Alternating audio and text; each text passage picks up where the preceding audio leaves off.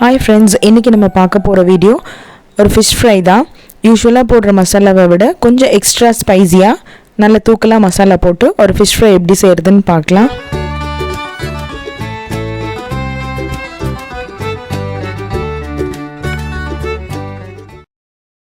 இந்த மீன் வறுவலுக்கு ஃபஸ்ட்டு நான் கருவேப்பிலையும் மல்லியும் அரைச்சி பேஸ்ட் மாதிரி எடுத்து வச்சுக்கிறேன். மீன் கூட கருவேப்பிலையோட வாசனை சேரும்போது சூப்பராக இருக்கும். எப்படியும் தனியாக குழந்தைங்க சாப்பிட மாட்டாங்க. ஸோ இதுக்கு நான் 1 கிலோ, இது பாறை மீனோட வெரைட்டி போல். ஸோ 1 கிலோ எடுத்திருக்கேன். இப்போ இதுக்கு தேவையான இஞ்சி பூண்டு பேஸ்ட்டு ஒரு 3 ஸ்பூன் போட்டிருக்கேன். அப்புறம் இது கலருக்காக தான் காஷ்மீர் சில்லி ஒரு 1.5 ஸ்பூன் போட்டிருக்கேன். இது நம்ம வீட்டில் அரைச்ச ஆர்டினரி மிளகாத்தூள் தான். இது கொஞ்சம் போல் சீரகப்பொடி, அப்புறம் இது சோம்பு தூள் போட்டிருக்கேன். இதெல்லாம் நம்ம வீட்லேயே அரைச்சது தான். அப்புறம் பெப்பர் 1 ஸ்பூன் தக்க போட்டுக்கோங்க. இது கூடவே நம்ம தண்ணி எதுவும் சேர்க்க போகிறதில்ல. அதுக்காக ஒரு 1/2 லெமன் பிழிஞ்சு ஆட் பண்ணிக்கலாம். இது கூடவே உப்பு எவ்வளோ அளவோ தேவையானது போட்டுக்கோங்க. இப்போ இதெல்லாம் ஒன்றா பைண்ட் ஆகணுன்றதுக்காக நான் 2 ஸ்பூன் கார்ன்ஃப்ளவர் போடுறேன்.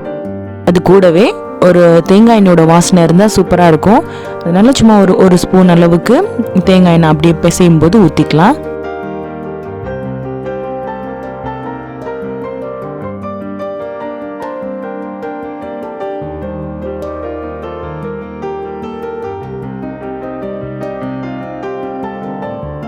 இந்த மசாலா நல்லா எல்லாமே மீனில் கோட் ஆகணும்.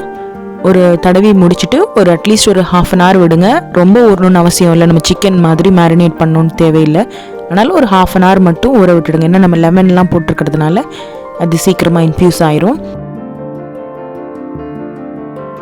நம்ம செஞ்சு வச்ச மசாலாவில் பார்த்தீங்கன்னா நம்ம கருவேப்பிலை மல்லிலாம் நிறைய போட்டிருக்கோம். முக்கியமாக கருவேப்பிலையோட வாசனை அந்த தேங்காய் எண்ணெயில் பொரியும் போது ரொம்ப சூப்பராக இருக்கும்.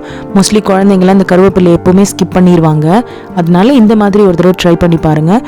இது நம்ம வெறும் மிளகாத்தூள் போட்டால் நல்லாவே இன்னும் ரெட்டிஷாக வரும். பட் நான் கருவேப்பிலை வாண்டடாக ஸ்மெல்காக தான் போட்டிருக்கேன். இன்னொன்று உடம்புக்கும் நல்லது இல்லைங்களா. எப்போவுமே மீன் பொரிக்கிறதுக்கு தேங்காய் எண்ணெய் தான் பெஸ்ட்டு. சப்போஸ் உங்களுக்கு தேங்காய் எண்ணெய் பிடிக்கல அப்படின்னா நீங்கள் யூஸ் பண்ணுற எண்ணெய் கூட கொஞ்சம் மிக்ஸ் பண்ணி செஞ்சு பாருங்களேன். அது தேங்காய் எண்ணெயோட வாசனை தான் மீன் சூப்பராக இருக்கும். இன்றைக்கி நம்ம தவா ஃப்ரை தான் பண்ண போகிறேன். நிறைய நான் எண்ணெய் போடலை, கொஞ்சமாக எண்ணெய் ஊற்றி ஷாலோ ஃப்ரை தான் பண்ண போகிறேன்.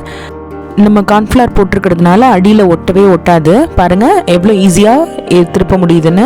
இன்கேஸ் உங்களுக்கு அடியில் ஒட்டுற மாதிரி இருக்குது அப்படின்னா இன்னும் கொஞ்சம் அரிசி மாவு வேணால் 1 ஸ்பூன் போட்டுக்கோங்க. பட் எனக்கு இதுவே கரெக்ட் ப்ரொபோர்ஷனாக இருக்கும்.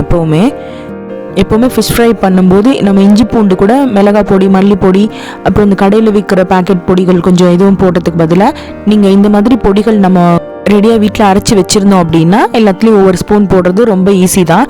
இன்னொன்று இது எக்ஸ்க்ளூசிவ் மசாலாவாக இருக்கும். நீங்கள் டேஸ்ட் பண்ணி பாருங்கள். ஒவ்வொரு மசாலாவோட ஒரு ஃப்ளேவர் அண்ட் டேஸ்ட் தனியாக நமக்கு தெரியும். காரமே சாப்பிடாத குழந்தைங்க இருக்காங்க அப்படின்னா இதில் மிளகாய் பொடியை தவிர்த்துட்டு நீங்கள் மற்ற அந்த சோம்பு பொடி, சீரகம் அண்ட் பெப்பர் பொடி மட்டும் கூட போட்டு மஞ்சத்தூள் போட்டு நீங்கள் இதை செஞ்சு கொடுக்கலாம். இது ட்ரை பண்ணி பாருங்கள். எப்படி இருந்துச்சுன்னு கமெண்ட் செக்ஷனில் சொல்லுங்கள். இந்த ரெசிபி பிடிச்சிருந்தது அப்படின்னா லைக் பண்ணுங்கள். அண்ட் முக்கியமாக மறக்காமல் சப்ஸ்கிரைப் பண்ணுங்கள்.